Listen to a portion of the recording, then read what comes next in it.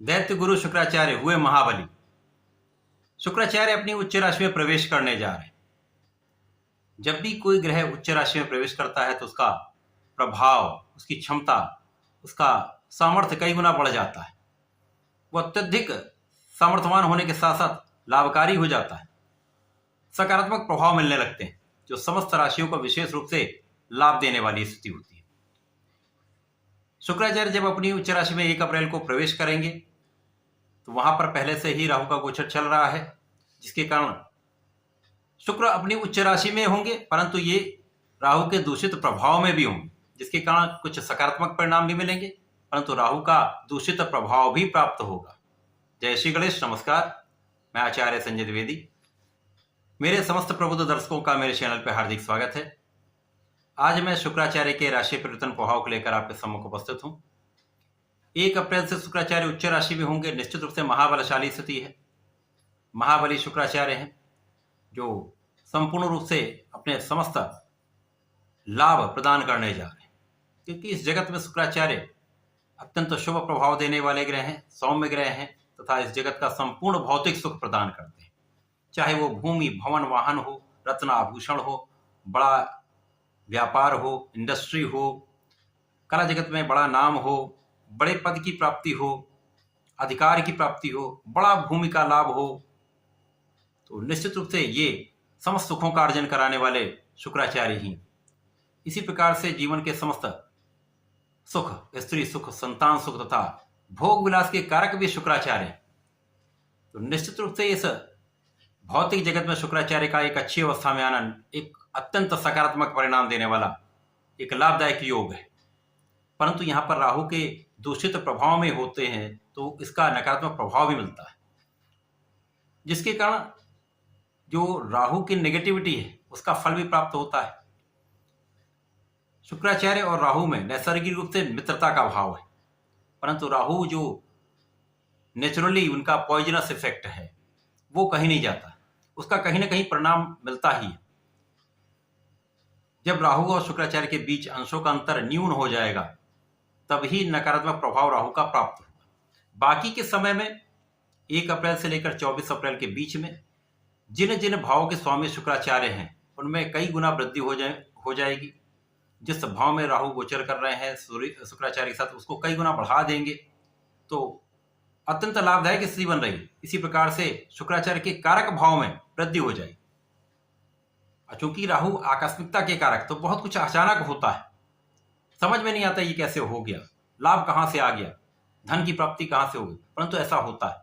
इसी प्रकार से कहां पर अचानक हानि का योग बन जाता है, नकारात्मकता आ जाती है, वहीं पर लाभ भी हो सकता है, वहीं पर हानि भी हो सकती है।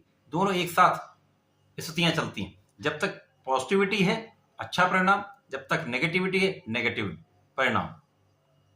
अब यहां पर यदि देखें तो ये एक अच्छा परिवर्तन है, बड़ा परिवर्तन है, लाभदायक है, परंतु सावधानी भी आवश्यक है।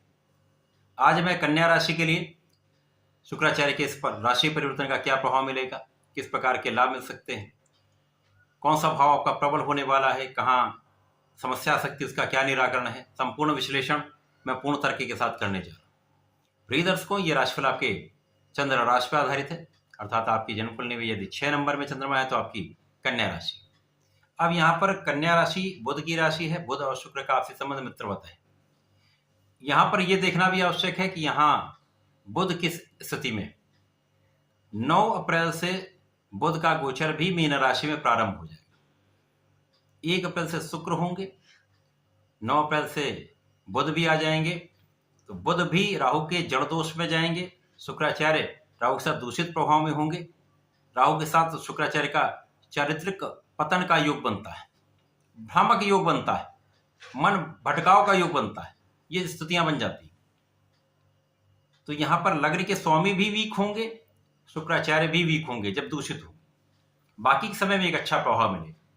ऐसा नहीं है कि जब राहु साथ में होंगे, राहु के मित्र बुध भी हैं, वहां भी अच्छा प्रभाव राहु देते हैं। जब दूषित नहीं होंगे तो बहुत अच्छा फल देते हैं, बड़ा लाभ देते हैं, व्यापार में बड़ी उन्नति कराते हैं, अचानक बड़ा धन लाभ देते हैं। शुक्राचार्य के होने के साथ बुध और शुक्र का महालाभ का योग भी बनेगा, तो वो विशेष रूप से लाभकारी है।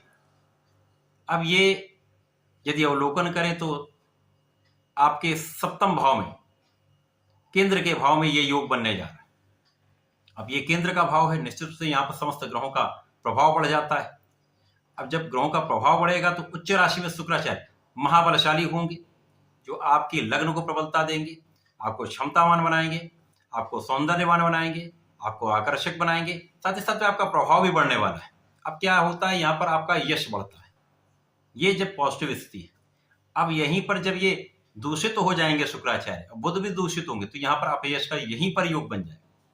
तो यश के साथ अपयश दोनों चीजें साथ में चलती हैं। आप प्रभावशाली भी होंगे और आपके प्रभाव को नेगेटिव बनाने वाला भी यहाँ पर योग बनेगा। कार्य क्षेत्र के स्वामी बुध हैं तथा लग्न के स्वामी बुध होकर यहाँ पर दूषित होंगे। शुक्राचार्य यहाँ पर भाग्य तथा आपके धन के स्वामी अत्यंत श्रेष्ठ भाव हैं।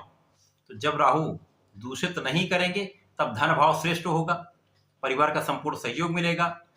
वाणी के कारण आप वाणी की चातुर्य से, चतुरता से आप विशेष लाभ लेंगे, परिसंपत्ति से लाभ मिलेगा, आपका भाग्य आपका साथ देगा, भाग्य के कारण आपके कर्म क्षेत्र में प्रगति होगी, आप विशेष लाभ ले पाएंगे, क्षमता में आपकी वृद्धि हो जाएगी, लोगों के ऊपर आपका प्रभाव पड़ेगा, लोगों के बीच में आप प्रभावशाली रहने वाले। जब दूषित प्रभाव मिलेगा तो यहां पर जब आपको भाग्य का साथ चाहिए, भाग्य का साथ नहीं मिलेगा, लोगों का संपूर्ण सहयोग नहीं मिलता, जो लोग आपके लिए सहयोग प्रदान करते थे उनका ही सहयोग आपको प्राप्त नहीं होता, क्योंकि वहां पर राहु के कारण भ्रम उत्पन्न हो जाता है। भ्रम के कारण ऐसी स्थितियां बनती हैं कि वहां पर आपका प्रभाव कम होने लगता है। इसी प्रकार से आपका मन भटकने लगता है, मन में भटकाव हो जाता, आप भी अट्रैक्शन में आ जाते हैं, लोगों के प्रति आपका आकर्षण होता, आपका भी आकर्षण दूसरों के प्रति होगा, तो इसके कारण कल्पनाशीलता बढ़ेगी, मन भ्रमित होगा, जिसके कारण विवाद अथवा अपयश का योग बनता है। विशेष रूप से यहाँ पर अपने चरित्र पर पूर्ण रूप से नियंत्रण रखना ही चाहिए। विशेष रूप से स्त्रियों के कारण आपके अपयश का योग बनता है, क्योंकि लग्न पर सीधा प्रभाव है। तो इससे बचने के लिए आपको, क्योंकि जब अच्छी स्थिति में ये व्यापारिक बड़ा लाभ दे रहे हैं, धन का विशेष उन्नति करा रहे हैं, अचानक बड़े धन की प्राप्ति करा रहे हैं, परंतु जब ये नकारात्मक प्रभाव मिलेंगे उस समय पे आपको नियमित रूप से भगवान सूर्यदेव को जल देना चाहिए, क्योंकि सूर्य भी उस समय पे यहाँ पर निर्बल होंगे। प्रत्येक बुधवार को गणपति जी की आराधना करें, पीले पुष्प का अर्पण करें, दूर्वा का अर्पण करें तथा श्वेत मिष्ठान जो दुग्ध से बना हो, दूध से बना हो, अर्पण करेंगे तो आपके कष्ट कम हो जाए। संकरनासन गणेश श्रोतम का पाठ नित्य कम से कम एक बार अवश्य करना चाहिए, आपके कष्ट दूर हो जाएंगे, अपयश से बचेंगे, समस्याएं सॉल्व हो जाएंगी, आप आगे बढ़ने लगेंगे। तो इस समय में ऐसा करके इस समय का लाभ ले सकते हैं, ऐसा करके इसका लाभ लें।